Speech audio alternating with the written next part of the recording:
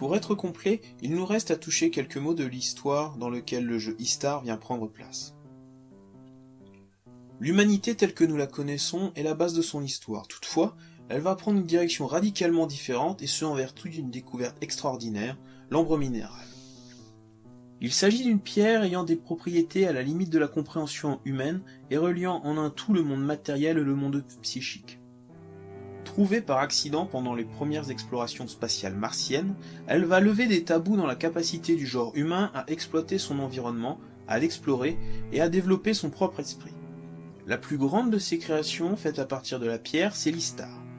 Ce système de télétransport permet désormais de faire voyager des vaisseaux en un clin d'œil d'un bout à l'autre du système solaire. C'est la naissance de l'héliosphère, l'humanité solaire qui conquiert et met en exploitation planètes, satellites et astéroïdes afin de nourrir la Terre toujours plus gourmand. Pendant ce temps, le genre humain connaît 2 siècles de bouleversements sociaux considérables. La génétique, la robotique et l'exploitation des énergies de pointe entraînent l'apparition de nouvelles races humaines qui, paradoxalement, renvoient à son passé mythique le plus lointain. Après la première phase d'exploitation, la planète Mars perd de son importance stratégique au profit d'autres territoires de l'héliosphère. C'est alors que commence l'histoire au sens propre du monde d'Istar. Le second monde, Mars, va être terraformé.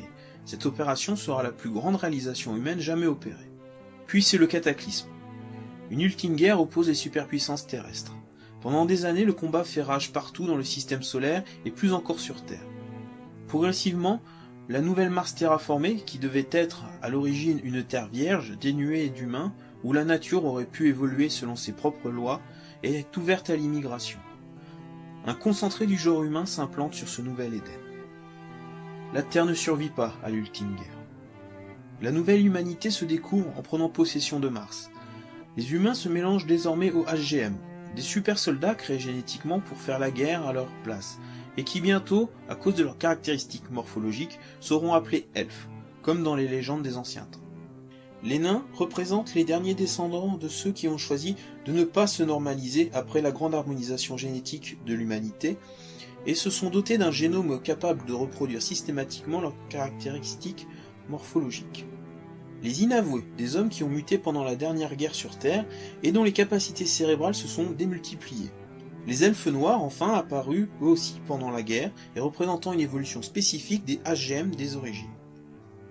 Ces races humaines vont ouvrir un chapitre de 1000 années qui va aboutir à une diversification sans précédent du genre humain. À mesure qu'ils conquéreront le monde, en effet, d'autres races encore seront créées, accompagnées de toutes sortes de créatures. Des technologies nouvelles vont naître, d'autres disparaître ou être temporairement oubliées. Des royaumes très avancés vont côtoyer dans le secret des contrées aux mœurs moyenâgeuses et primitives. Dans ce prisme sans cesse renouvelé, un seul lieu sera toujours égal à lui-même. Vicocha, la capitale des hommes de l'Ouest. Royaume éponyme qui fut à l'origine la première ville refuge où tous les humains se réunirent.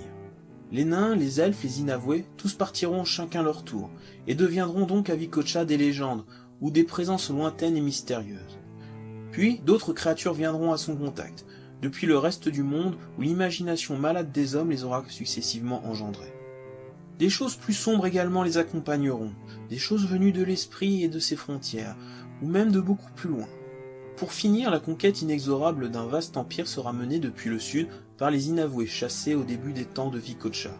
C'est là que l'affrontement final de ces 1000 années d'histoire aura lieu. C'est là que le chapitre suivant de l'histoire de ce monde s'ouvrira, là même où tout avait autrefois commencé. Tout cela se fera par l'ambre minéral, grâce à lui, et sans doute dans une certaine mesure motivé par lui. Lui est la chose qui en est à l'origine. Organisme et ses milliards de colonies, grande entité martienne qui existait déjà avant l'avènement des hommes et qui ne cesse de muter pour réaliser, en s'infiltrant toujours plus profondément dans leur esprit, le but mystérieux qu'elle s'est elle-même fixé.